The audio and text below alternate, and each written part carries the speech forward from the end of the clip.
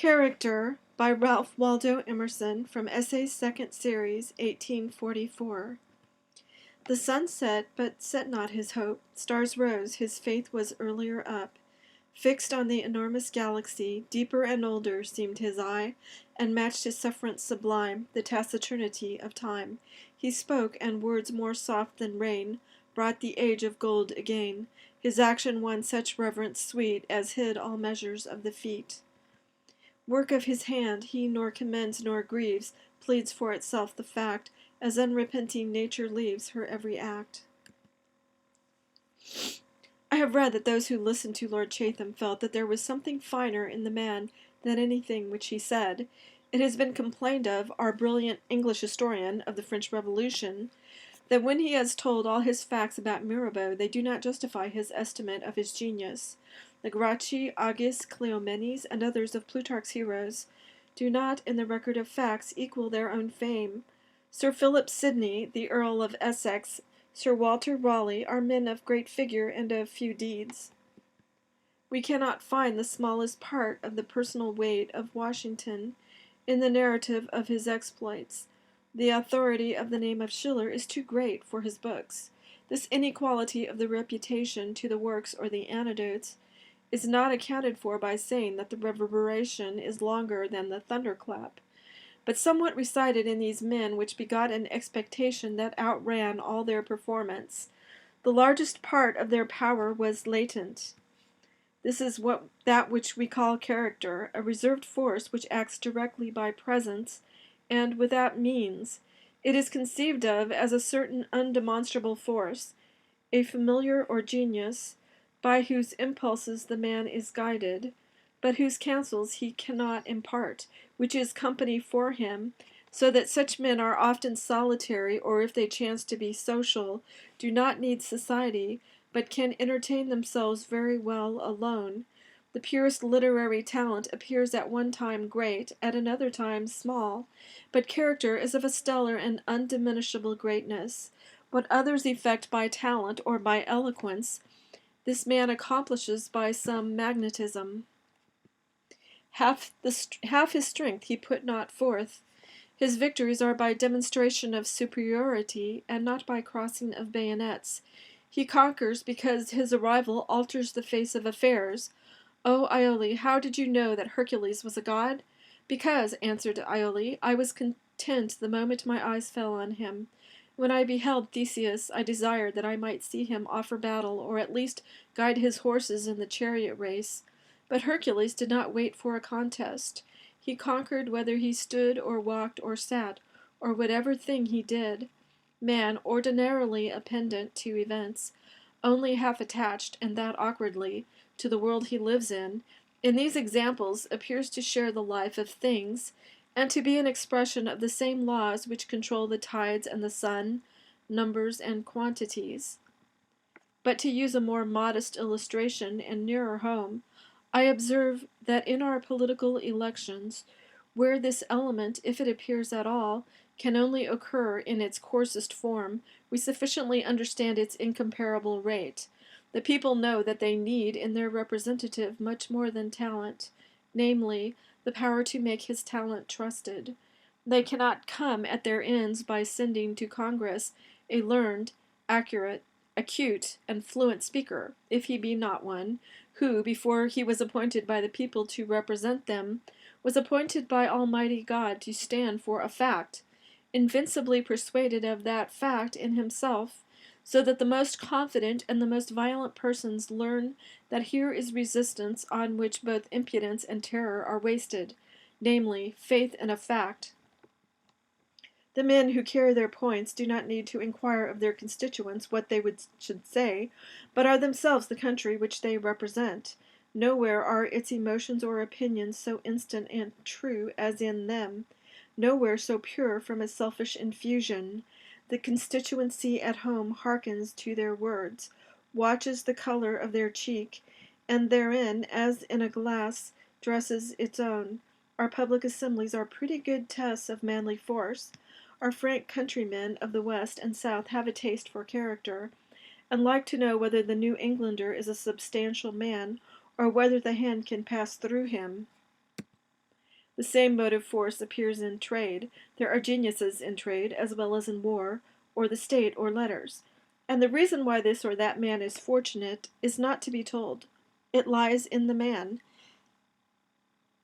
That is all anybody can tell you about it. See him, and you will know as easily why he succeeds as, if you see Napoleon, you would comprehend his fortune. In the new objects we recognize the old game, the habit of fronting the fact and not dealing with it at second hand through the perceptions of somebody else. Nature seems to authorize trade as soon as you see the natural merchant who appears not so much a private agent as her factor and minister of commerce. His natural probity combines with his insight into the fabric of society to put him above tricks, and he communicates to all his own faith that contracts are of no private interpretation. The habit of his mind is a reference to standards of natural equity and public advantage, and he inspires respect and the wish to deal with him, both for the quiet spirit of honor which attends him, and for the intellectual pastime which the spectacle of so much ability affords. This immensely stretched trade, which makes the capes of the Southern Ocean his wharves, and the Atlantic Sea his familiar port, centers in his brain only, and nobody in the universe can make his place good. In his parlor I see very well that he has been at hard work this morning, with that knitted brow and that settled humor which all his desire to be courteous cannot shake off. I see plainly how many firm acts have been done, how many valiant noes have this day been spoken, when others would have uttered ruinous yeas. I see, with the pride of art, and skill of masterly arithmetic, and power of remote combination, the consciousness of being an agent and playfellow of the original laws of the world. He too believes that none can supply him, and that a man must be born to trade or he cannot learn it. This virtue draws the mind more, when it appears in action to ends not so mixed. It works with most energy in the smallest companies and in private relations. In all cases it is an extraordinary and incomputable agent. The excess of physical strength is paralyzed by it. Higher natures overpower lower ones by affecting them with a certain sleep. The faculties are locked up and offer no resistance. Perhaps that is the universal law. When the high cannot bring up the low to itself, it benumbs it, as man charms down the resistance of the lower animals. Men exert on each other a similar occult power. How often has the influence of a true master realized all the tales of magic? A river of command seemed to run down from his eyes into all those who beheld him, a torrent of strong sad light, like an Ohio or Danube, which pervaded them with his thoughts and colored all events with the hue of his mind. What means did you employ, was the question asked of the wife of Concini in regard to her treatment of Mary of Medici, and the answer was, only that influence which every strong mind has over a weak one. Cannot Caesar in irons shuffle off the irons and transfer them to the person of Hippo or Thraso the turnkey? Is an iron handcuff so immutable a bond? Suppose a slaver on the coast of Guinea should take on board a gang of Negroes, which should contain persons of the stamp of Toussaint Louverture, or let us fancy under these swarthy masks he has a gang of Washingtons in chains. When they arrive at Cuba, will the relative order of the ship's company be the same? Is there nothing but rope and iron? Is there no love, no reverence? Is there never a glimpse of right in a poor slave captain's mind? And cannot these be supposed available to break or elude, or in any manner overmatch the tension of an inch or two of iron ring? This is a natural power like light and heat, and all nature cooperates with it. The reason why we feel one man's presence and do not feel another's is as simple as gravity. Truth is the summit of being. Justice is the application of it to affairs. All individual natures stand in a scale, according to the purity of this element in them. The will of the pure runs down from them into other natures, as water runs down from a higher into a lower vessel. This natural force is no more to be withstood than any other natural force. We can drive a stone upward for a moment into the air, But it is yet true that all stones will forever fall, and whatever instances can be quoted of unpunished theft or of a lie which somebody credited, justice must prevail, and it is the privilege of truth to make itself believed. Character is this moral order seen through the medium of an individual nature. An individual is an encloser. Time and space, liberty and necessity, truth and thought are left at large no longer. Now the universe is a close or pound. All things exist in the man tinged with the manners of his soul. With what quality is in him, he infuses all nature that he can reach. Nor does he tend to lose himself in vastness, but at how long a curve soever, all his regards return into his own good at last. He animates all he can, and he sees only what he animates. He encloses the world, as the patriot does his country, as a material basis for his character and a theater for action. A healthy soul stands united with the just and the true, as the magnet arranges itself with the pole, so that he stands to all beholders like a transparent object betwixt them and the sun, and whoso journeys towards the sun journeys towards that person. He is thus the medium of the highest influence to all who are not on the same level. Thus men of character are the conscience of the society to which they belong. The natural measure of this power is the resistance of circumstances. Impure men consider life as it is reflected in opinions, events, and persons. They cannot see the action until it is done, yet its moral element pre-existed in the actor, and its quality as right or wrong it was easy to predict. Everything in nature is bipolar, or has a positive and negative pole. There is a male and a female, a spirit and a fact, a north and a south. Spirit is the positive, the event is the negative. Will is the north, action the south pole. Character may be ranked as having its natural place in the north. It shares the magnetic currents of the system. The feeble souls are drawn to the south or negative pole. They look at the profit or hurt of the action. They never behold a principle until it is lodged in a person. They do not wish to be lovely, but to be loved. The class of character like to hear of their faults. The other class do not like to hear of faults. They worship events. Secure to them a fact, a connection, a certain chain of circumstances, and they will ask no more. The hero sees that the event is ancillary. It must follow him. A given order of events has no power to secure to him the satisfaction which the imagination attaches to it. The soul of goodness escapes from any set of circumstances, whilst prosperity belongs to a certain mind, and will introduce that power and victory which is its natural fruit into any order of events. No change of circumstances can repair a defect of character. We boast our emancipation from many superstitions, but if we have broken any idols, it is through a transfer of the idolatry. What have I gained, that I no longer immolate a bull to Jove, or to Neptune, or a mouse to Hecate? That I do not tremble before the Eumenides, or the Catholic Purgatory, or the Calvinistic Judgment Day? If I quake at opinion, the public opinion, as we call it, or at the threat of assault, or contumely, or bad neighbors, or poverty, or mutilation, or at the rumor of a revolution, or of murder, if I quake, what matters it what I quake at? Our proper vice takes form in one or another shape, according to the sex, age, or temperament of the person, and, if we are capable of fear, will readily find terrors. The covetousness or the malignity which saddens me, when I ascribe it to society, is my own. I am always environed by myself. On the other part, rectitude is a perpetual victory, celebrated not by cries of joy, but by serenity, which is joy fixed or habitual.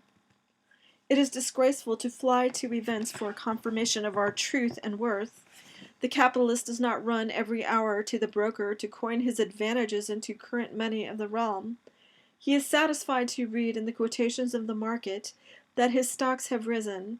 The same transport which the occurrence of the best events in the best order would occasion me, I must learn to taste purer in the perception that my position is every hour meliorated, and does already command those events I desire.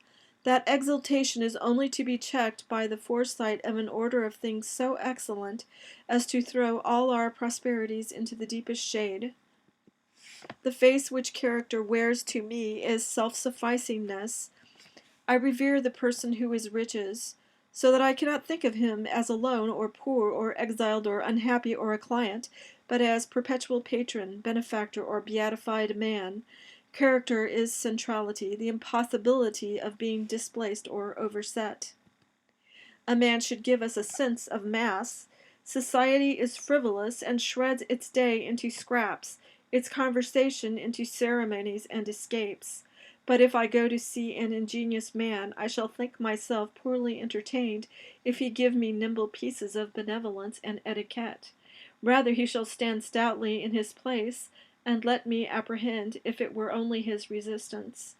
Now that I have encountered a new and positive quality, great refreshment for both of us, it is much that he does not accept the conventional opinions and practices. That nonconformity will remain a goad and remembrancer, and every inquirer will have to dispose of him in the first place. There is nothing real or useful that is not a seat of war. Our houses ring with laughter and personal and critical gossip, but it helps little. But the uncivil, unavailable man who is a problem and a threat to society, whom it cannot let pass in silence, but must either worship or hate, and to whom all parties feel related, both the leaders of opinion and the obscure and eccentric, he helps. He puts America and Europe in the wrong, and destroys the skepticism which says, "Man is a doll, let us eat and drink, 'tis the best we can do," by illuminating the untried and unknown. Acquiescence in the establishment and appeal to the public indicate infirm faith, heads which are not clear, and which must see a house built before they can comprehend the plan of it. The wise man not only leaves out of his thought the many, but leaves out the few. Fountains, fountains, the self-moved, the absorbed, the commander because he is commanded, the assured, the primary, they are good, for these announce the instant presence of supreme power. Our action should rest mathematically on our substance. In nature there are no false valuations. A pound of water in the ocean tempest has no more gravity than in a midsummer pond. All things work exactly according to their quality and according to their quantity. Attempt nothing they cannot do, except man only. He has pretension, he wishes and attempts things beyond his force. I read in a book of English memoirs, Mr. Fox, afterwards Lord Holland, said he must have the treasury, he had served up to it and would have it. Xenophon and his 10,000 were quite equal to what they attempted, and did it. So equal that it was not suspected to be a grand and inimitable exploit. Yet there stands that fact unrepeated, a high-water mark in military history. Many have attempted it since and not been equal to it. It is only on reality that any power of action can be based. No institution will be better than the institutor. I knew an amiable and accomplished person who undertook a practical reform, yet I was never able to find in him the enterprise of love he took in hand. He adopted it by ear and by the understanding from the books he had been reading. All his action was tentative, a piece of the city carried out into the fields, and was the city still, and no new fact, and could not inspire enthusiasm. Had there been something latent in the man, a terrible undemonstrated genius, agitating and embarrassing his demeanor, we had watched for its advent. It is not enough that the intellect should see the evils and their remedy. We shall still postpone our existence, nor take the ground to which we are entitled, whilst it is only a thought and not a spirit that incites us. We have not yet served up to it. These are properties of life, and another trait is the notice of incessant growth. Men should be intelligent and earnest. They must also make us feel that they have a controlling happy future opening before them, which sheds a splendor on the passing hour. The hero is misconceived and misreported. He cannot therefore wait to unravel any man's blunders. He is again on his road, adding new powers and honors to his domain, and new claims on your heart, which will bankrupt you if you have loitered about the old things and have not kept your relation to him by adding to your wealth. New actions are the only apologies and explanations of old ones. which the noble can bear to offer or to receive. If your friend has displeased you, you shall not sit down to consider it, for he has already lost all memory of the passage, and has doubled his power to serve you, and ere you can rise up again will burden you with blessings. We have no pleasure in thinking of a benevolence that is only measured by its works. Love is inexhaustible, and if its estate is wasted, its granary emptied, still cheers and enriches. And the man, though he sleeps, seems to purify the air, and his house to adorn the landscape and strengthen the laws. People always recognize this difference. We know who is benevolent by quite other means than the amount of subscription to soup societies. It is only low merits that can be enumerated. Fear when your friends say to you what you have done well, and say it through. But when they stand with uncertain, timid looks of respect and half dislike, and must suspend their judgment for years to come, you may begin to hope. Those who live to the future must always appear selfish to those who live to the present. Therefore it was droll in the good Reamer, who has written memoirs of Goethe, to make out a list of his donations and good deeds as so many $100 given to Stilling, to Hegel, to Tischbein. A lucrative place found for Professor Voss, a post under the Grand Duke for Herder, a pension for Meyer, 2 professors recommended to foreign universities, etc., etc. The longest list of specifications of benefit would look very short. A man is a poor creature, if he is to be measured so. For all these, of course, are exceptions, and the rule and hodiernal life of a good man is benefaction. The true charity of Goethe is to be inferred from the account he gave Dr. Eckermann of the way in which he had spent his fortune. Each bon mot of mine has cost a purse of gold. 500,000 of my own money, the fortune I inherited, my salary, and the large income derived from my writings for 50 years back, have been expended to instruct me in what I now know. I have besides seen, etc. I own it is but poor chat and gossip to go to enumerate traits of this simple and rapid power, and we are painting the lightning with charcoal, but in these long nights and vacations I like to console myself so. Nothing but itself can copy it. A word warm from the heart enriches me. I surrender at discretion. How death-cold is literary genius before this fire of life! These are the touches that reanimate my heavy soul and give it eyes to pierce the dark of nature. I find where I thought myself poor, there was I most rich. Thence comes a new intellectual exaltation, to be again rebuked by some new exhibition of character. Strange alternation of attraction and repulsion. Character repudiates intellect, yet excites it, and character passes into thought, is published so, and then is ashamed before new flashes of moral worth. Character is nature in the highest form. It is of no use to ape it or to contend with it. Somewhat is possible of resistance and of persistence and of creation to this power, which will foil all emulation.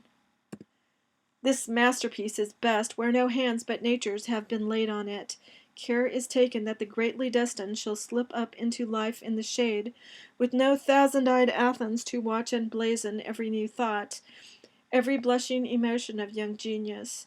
2 persons lately, very young children of the Most High God, had given me occasion for thought. When I explored the source of their sanctity and charm for the imagination, it seemed as if each answered, from my nonconformity. I never listened to your people's law or to what they call their gospel, and wasted my time. I was content with the simple rural poverty of my own. Hence this sweetness, my work never reminds you of that, is pure of that. And nature advertises me in such persons that in democratic America she will not be democratized. How cloistered and constitutionally sequestered from the market and from scandal! It was only this morning that I sent away some wildflowers of these wood gods. They are a relief from literature, these fresh draughts from the sources of thought and sentiment. As we read, in an age of polish and criticism, the first lines of written prose and verse of a nation, how captivating is their devotion to their favorite books, whether Aeschylus, Dante, Shakespeare, or Scott, as feeling that they have a stake in that book. Who touches that, touches them, and especially the total solitude of the critic, the Patmos of thought from which he writes, in unconsciousness of any eyes that shall ever read this writing. Could they dream on still, as angels, and not wake to comparisons and to be flattered? Yet some natures are too good to be spoiled by praise, and wherever the vein of thought reaches down into the profound, there is no danger from vanity. Solemn friends will warn them of the danger of the heads being turned by the flourish of trumpets, but they can afford to smile. I remember the indignation of an eloquent Methodist at the kind admonitions of a doctor of divinity. My friend, a man can neither be praised nor insulted. But forgive the cancels, they are very natural. I remember the thought which occurred to me when some ingenious and spiritual foreigners came to America was, have you been victimized in being brought hither? Or prior to that, answer me this, are you victimizable? As I have said, nature keeps these sovereignties in her own hands, and however pertly our sermons and disciplines would divide some share of credit, and teach that the laws fashion the citizen, she goes her own gait, and puts the wisest in the wrong. She makes very light of gospels and prophets as one who has a great many more to produce, and no excess of time to spare on any one. There is a class of men, individuals of which appear at long intervals so eminently endowed with insight and virtue, that they have been unanimously saluted as divine, and who seem to be an accumulation of that power we consider. Divine persons are character born, or, to borrow a phrase from Napoleon, they are victory organized. They are usually received with ill will, because they are new, and because they set a bound to the exaggeration that has been made of the personality of the last divine person. Nature never rhymes her children, nor makes two men alike.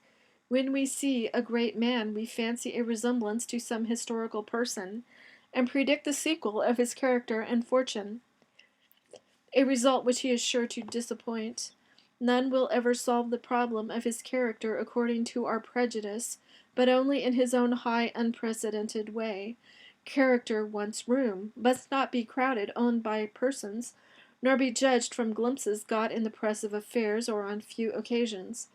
It needs perspective as a great building. It may not, probably does not, form relations rapidly, and we should not require rash explanation either on the popular ethics or on our own of its action. I look on sculpture as history. I do not think the Apollo and the Jove impossible in flesh and blood. Every trait which the artist recorded in stone he had seen in life, and better than his copy. We have seen many counterfeits, but we are born believers in great men. How easily we read in old books, when men were few, of the smallest action of the patriarchs. We require that a man should be so large and columnar in the landscape that it should deserve to be recorded, that he arose and girded up his loins and departed to such a place. The most credible pictures are those of majestic men who prevailed at their entrance, and convinced the senses, as happened to the Eastern Magian, who was sent to test the merits of Zertusht or Zoroaster. When the Yunani sage arrived at Balkh, the Persians tell us, Gushtasp appointed a day on which the Mobids of every country should assemble, and a golden chair was placed for the Yunani sage. Then the beloved of Yazdam, the prophet Zertusht, advanced into the midst of the assembly. The Yunani sage, on seeing that chief, said, this form and this gait cannot lie, and nothing but truth can proceed from them. Plato said it was impossible not to believe in the children of the gods, though they should speak without probable or necessary arguments. I should think myself very unhappy in my associates if I could not credit the best things in history. John Bradshaw, says Milton, appears like a consul from whom the fasces are not to depart with the year, so that not on the tribunal only, but throughout his life, you would regard him as sitting in judgment upon kings. I find it more credible, since it is interior information, that one man should know heaven, as the Chinese say, than that so many men should know the world. The virtuous prince confronts the gods without any misgiving. He waits 100 ages till the sage comes, and does not doubt. He who confronts the gods without any misgiving knows heaven. He who waits 100 ages until the sage comes, without doubting, knows men. Hence the virtuous prince moves, and for ages shows empire the way. But there is no need to seek remote examples. He is a dull observer, whose experience has not taught him the reality and force of magic as well as of chemistry. The coldest precision cannot go abroad without encountering inexplicable influences. One man fastens an eye on him, and the graves of the memory render up their dead. The secrets that make him wretched, either to keep or to betray, must be yielded. Another, and he cannot speak, and the bones of his body seem to lose their cartilages. The entrance of a friend adds grace, boldness, and eloquence to him. And there are persons he cannot choose but remember, who gave a transcendent expansion to his thought, and kindled another life in his bosom. What is so excellent as strict relations of amity when they spring from this deep root? The sufficient reply to the skeptic who doubts the power and the furniture of man is in that possibility of joyful intercourse with persons which makes the faith and practice of all reasonable men. I know nothing which life has to offer so satisfying as the profound good understanding which can subsist, after much exchange of good offices, between two virtuous men, each of whom is sure of himself and sure of his friend. It is a happiness which postpones all other gratifications, and makes politics and commerce and churches cheap. For when men shall meet as they ought, each a benefactor, a shower of stars, clothed with thoughts, with deeds, with accomplishments, it should be the festival of nature which all things announce. Of such friendship, love in the sexes is the first symbol, as all other things are symbols of love. Those relations to the best men which at one time we reckoned the romances of youth become, in the progress of the character, the most solid enjoyment.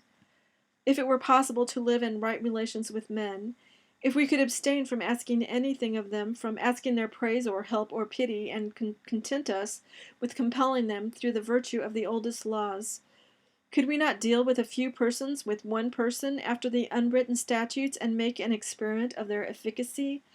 Could we not pay our friend the compliment of truth, of silence, of forbearing? Need we be so eager to seek him? If we are related, we shall meet. It was a tradition of the ancient world that no metamorphosis could hide a god from a god, and there is a Greek verse which runs, "The gods are to each other not unknown." Friends also follow the laws of divine necessity. They gravitate to each other, and cannot otherwise. When each the other shall avoid, shall each by each be most enjoyed. Their relation is not made, but allowed. The gods must seat themselves without seneschal in our Olympus, and as they can install themselves by seniority divine. Society is spoiled if pains are taken, if the associates are brought a mile to meet. And if it be not society, it is a mischievous, low, degrading jangle, though made up of the best. All the greatness of each is kept back, and every foible in painful activity, as if the Olympians should meet to exchange snuff-boxes. Life goes headlong. We chase some flying scheme, or we are hunted by some fear or command behind us. But if suddenly we encounter a friend, we pause. Our heat and hurry look foolish enough. Now pause, now possession is required, and the power to swell the moment from the resources of the heart. The moment is all, in all noble relations. A divine person is the prophecy of the mind. A friend is the hope of the heart. Our beatitude waits for the fulfillment of these two in one. The ages are opening this moral force. All force is the shadow or symbol of that. Poetry is joyful and strong, as it draws its inspiration thence. Men write their names on the world as they are filled with this. History has been mean. Our nations have been mobs. We have never seen a man. That divine form we do not yet know, but only the dream and prophecy of such. We do not know the majestic manners which belong to him, which appease and exalt the beholder. We shall one day see that the most private is the most public energy, that quality atones for quantity, and grandeur of character acts in the dark and succors them who never saw it. What greatness has yet appeared is beginnings and encouragements to us in this direction. The history of those gods and saints which the world has written and then worshipped are documents of character. The ages have exulted in the manners of a youth who owed nothing to fortune, and who was hanged at the Tyburn of his nation, who by the pure quality of his nature shed an epic splendor around the facts of his death, which has transfigured every particular into an universal symbol for the eyes of mankind. This great defeat is hitherto our highest fact, but the mind requires a victory to the senses, a force of character which will convert judge, jury, soldier, and king, which will roll animal and mineral virtues and blend with the courses of sap, of rivers, of winds, of stars, and of moral agents. If we cannot attain at a bound to these grandeurs, at least let us do them homage. In society, high advantages are set down to the possessor as disadvantages. It requires the more wariness in our private estimates. I do not forgive in my friends the failure to know a fine character and to entertain it with thankful hospitality, when at last that which we have always longed for is arrived and shines on us with glad rays out of that far celestial land. Then to be coarse, then to be critical, and treat such a visitant with the jabber and suspicion of the streets, argues a vulgarity that seems to shut the doors of heaven. This is confusion, this the right insanity, when the soul no longer knows its own, nor where its allegiance, its religion are due. Is there any religion but this, to know that, wherever in the wide desert of being the holy sentiment we cherish has opened into a flower, it blooms for me? If none sees it, I see it. I am aware, if I alone, of the greatness of the fact. Whilst it blooms, I will keep Sabbath or holy time, and suspend my gloom and my folly and jokes. Nature is indulged by the presence of this quest. There are many eyes that can detect and honor the prudent and household virtues. There are many that can discern genius on his starry track, though the mob is incapable. But when that love which is all suffering, all abstaining, all aspiring, which is vowed to itself, that it will be a wretch and also a fool in this world, sooner than soil its white hands by any compliances, comes into our streets and houses, only the pure and aspiring can know its face, and the only compliment they can pay it is to own it.